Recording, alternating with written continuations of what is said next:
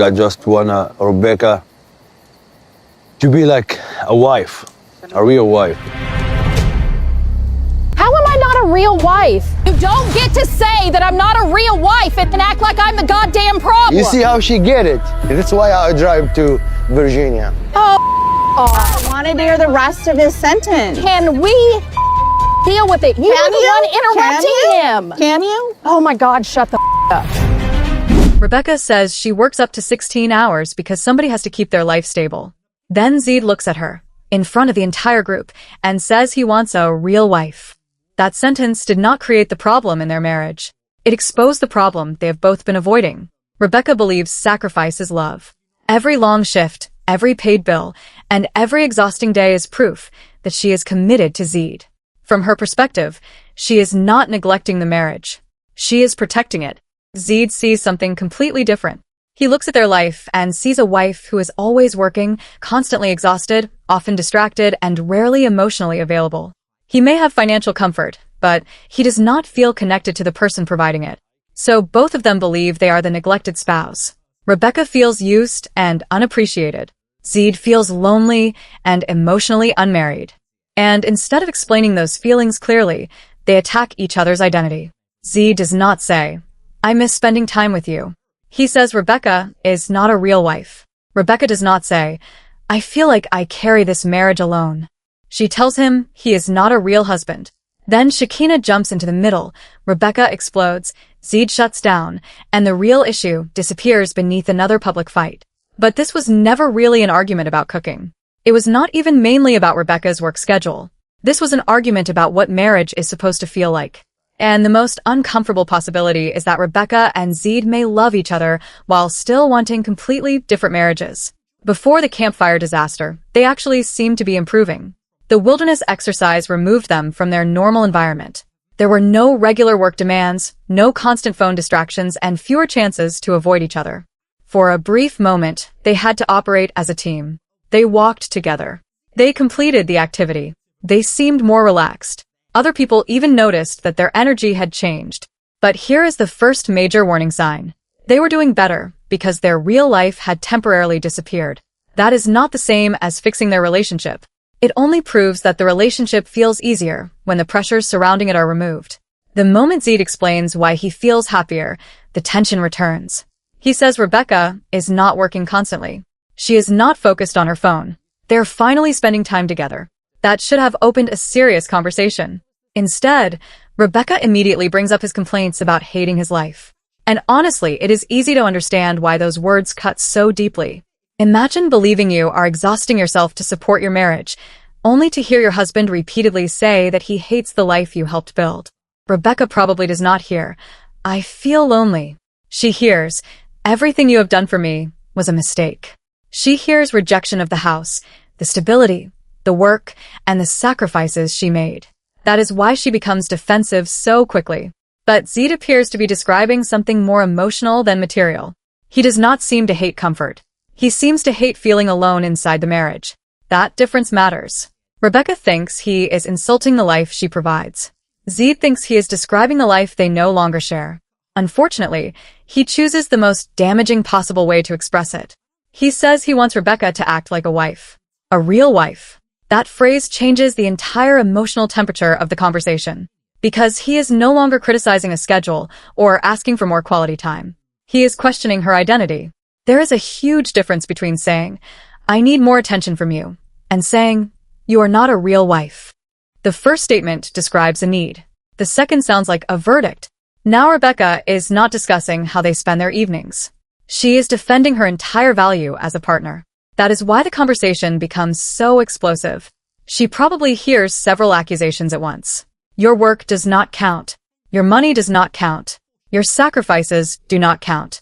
The life you created is not enough. And you are not the kind of woman I wanted. Zied may not intend every one of those messages. But when someone uses a phrase that loaded, intention is only half the story. Impact matters too. And this is where Zied has to accept responsibility. The language barrier may make emotional conversations harder. He may need more time to understand questions and organize his thoughts. But that does not erase the damage caused by his wording. He still chose a phrase that attacked Rebecca's role in the marriage. He still placed her in a position where she had to search for a kinder meaning underneath a humiliating statement. And he made that statement in front of other people. That public setting matters more than it may seem. Rebecca is not only hurt, she is embarrassed. She is now defending herself in front of couples who are watching, judging, reacting, and possibly choosing sides. Once that happens, the conversation becomes less about understanding and more about protecting pride. But Rebecca also makes it almost impossible for Zied to explain himself. The moment she feels rejected, she demands an answer.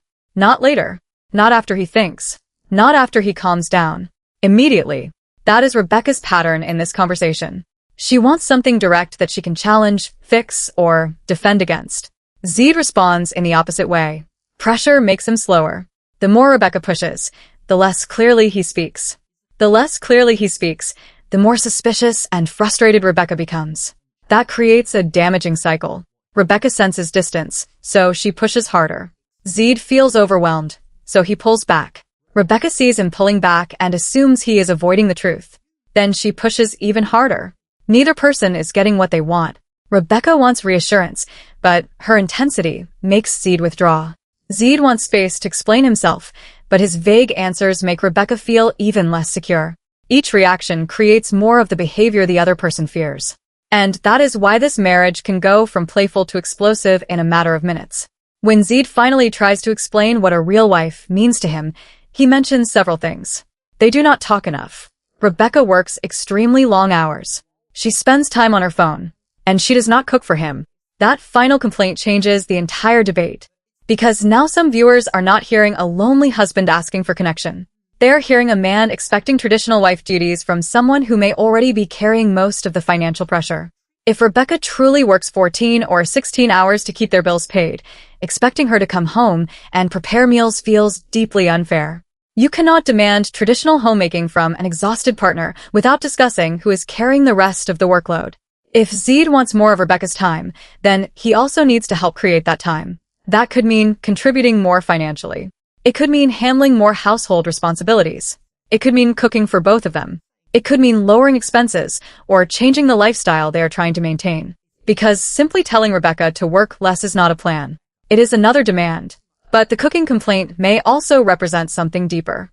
Zied keeps returning to the same emotional issue. They do not talk. That detail cannot be ignored. For him, cooking may represent shared routine, care, familiarity, or a feeling of home. It may not only be about wanting food placed in front of him. It may represent the type of connection he imagined marriage would include. The problem is that he never separates the emotional need from the traditional expectation. So Rebecca hears all of it as one unfair message. Work all day. Pay the bills. Come home. Cook. Clean. Give attention. Stay emotionally available. And never appear tired. If that is what she hears, her anger makes sense. But if Zied is truly trying to say, I miss my wife, then his frustration also makes sense. This is what makes their conflict so divisive. Both interpretations may contain part of the truth. Zied may want emotional closeness while also carrying traditional expectations. Rebecca may be financially devoted while still being emotionally unavailable. Neither reality cancels the other. The deeper problem is that both people keep reducing the marriage to the one contribution they value most. Rebecca sees providing as proof of commitment. Zied sees presence as proof of commitment. Rebecca may think, I work this hard for us, so you should know I love you. Zied may think, if you loved being married to me, you would want to spend time with me. Both beliefs are understandable. Both become dangerous when used to dismiss the other person. Money cannot replace intimacy, but intimacy cannot pay rent or cover expenses. The real question is not whether financial support matters more than attention. The real question is why they have built a life where Rebecca feels overworked while Zied feels abandoned. That is the issue they keep avoiding. Instead of redesigning their life, they argue over who deserves more appreciation. And then Hakimi steps in. She believes Rebecca is not allowing Zied to finish his thoughts. On that narrow point, many viewers agreed with her. Rebecca was interrupting. Zied was clearly struggling to explain himself. Even the therapist eventually tried to slow the conversation down and give Zied room to speak. But Hakimi is probably the worst possible person to deliver that message. Rebecca already does not trust her. Hakimi already appears irritated with Rebecca. So even when Hakimi makes a reasonable point, Rebecca hears it as an attack. And the moment Shekinah becomes involved, the marriage conversation falls apart. It is no longer Rebecca trying to understand Zied. It becomes Rebecca fighting Shekinah. That shift reveals something important. Zied becomes almost invisible inside a conversation that is supposedly about his feelings. Shekinah talks for him. Rebecca argues over him. Other people react around him. Meanwhile, the person everyone claims to be defending gets pushed into the background. Shekinah may believe she is protecting his right to speak. But once she becomes the loudest person in the argument, she is also taking control of the space he needed. And Rebecca becomes so focused on defeating Shekinah that she stops listening to Zied entirely. This is why outside involvement can be so dangerous during relationship conflict. A third person may identify the problem correctly and still make it worse. Then Rebecca takes the conflict to another level. She tells Zied he is not a real husband. This is one of the clearest contradictions in the entire scene. Rebecca accuses Zied of saying things specifically to hurt her. Then she uses the exact same phrase against him. She is not calmly explaining what she needs from a husband. She is making him feel the injury she just experienced. That is retaliation. And retaliation can feel emotionally satisfying because it creates instant balance. You hurt me. Now you understand how it feels. But it does not create understanding. It only creates two injured people. Once couples begin returning pain instead of explaining pain, the goal of the argument changes. They are no longer trying to repair the relationship. They are trying to win emotional justice. Zied raises his voice. Rebecca then focuses on his tone. And once again, the original issue disappears. Now they are not discussing loneliness, work, cooking, or connection. They are arguing about who became more disrespectful. This is how unresolved marriages stay unresolved. Every conversation starts with one issue and ends with 5 new injuries. The financial imbalance is still sitting underneath everything. Rebecca appears to believe she carries the practical weight of the relationship. Whether viewers agree with her behavior or not, that pressure matters. Working extremely long hours can create resentment, exhaustion, and emotional numbness. A person can love their spouse and still have nothing left to give at the end of the day. But that does not mean Zied should accept permanent loneliness without speaking. If he feels that they live more like roommates than partners, that is a real marriage problem. Financial support is not a complete relationship. The trouble is that Zied seems to raise emotional needs as accusations. And Rebecca seems to hear emotional needs as criticism of her sacrifice. So, the same argument keeps returning. Zied says, "I need more from this marriage." Rebecca hears, "Everything you do is worthless." Rebecca says, "I am doing everything I can." Zied hears, "Your loneliness does not matter." They are not responding to what the other person means. They are responding to the most painful interpretation of what was said.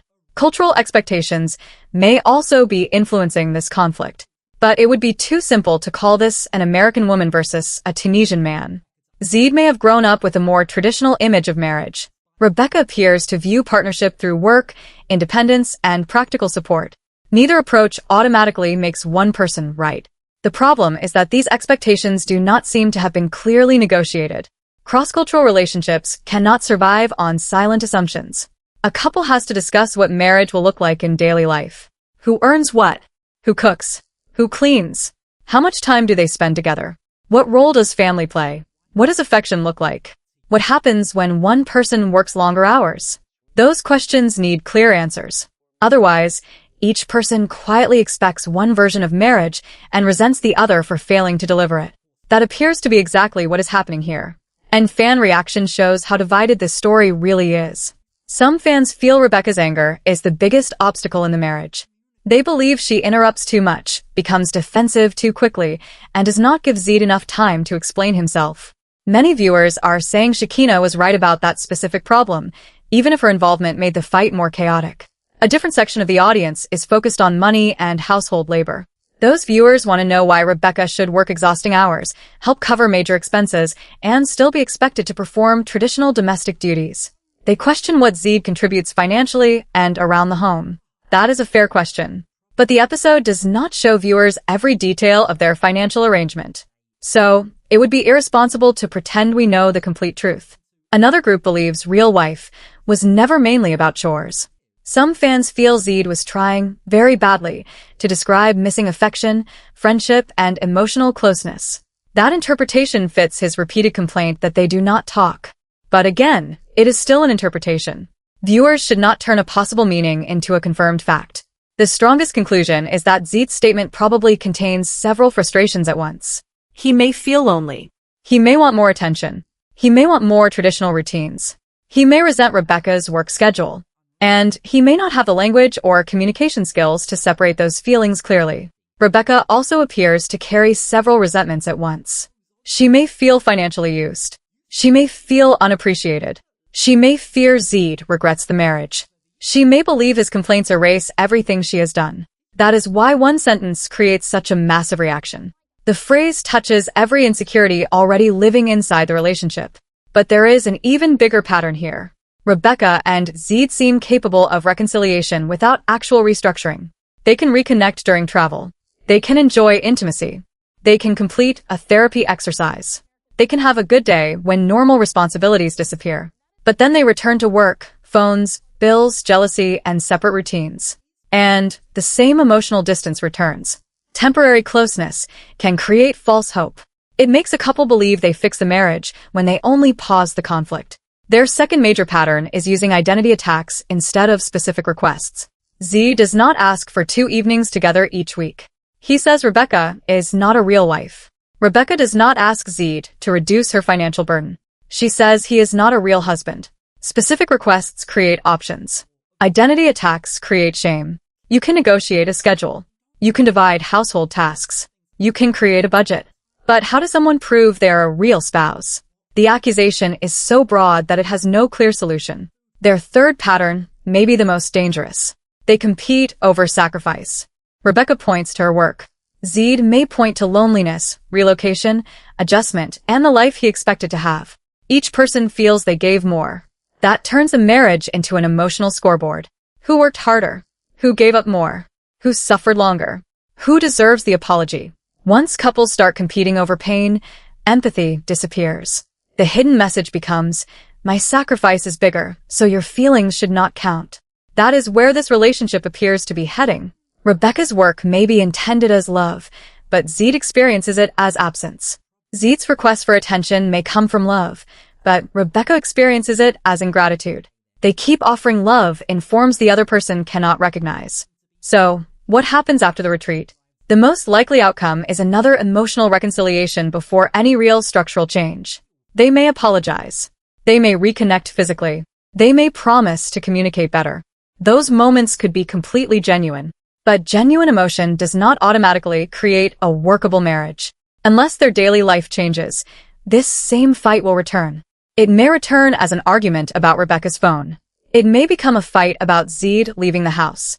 It may be about cooking, money, jealousy, or whether he is happy living with her. The subject may change, but the emotional conflict will stay the same. Rebecca will feel unappreciated for what she provides. Zied will feel unseen inside the life she provides. A real solution would require clear, measurable changes. They need an honest financial conversation. Why is Rebecca working those hours? What expenses require that schedule?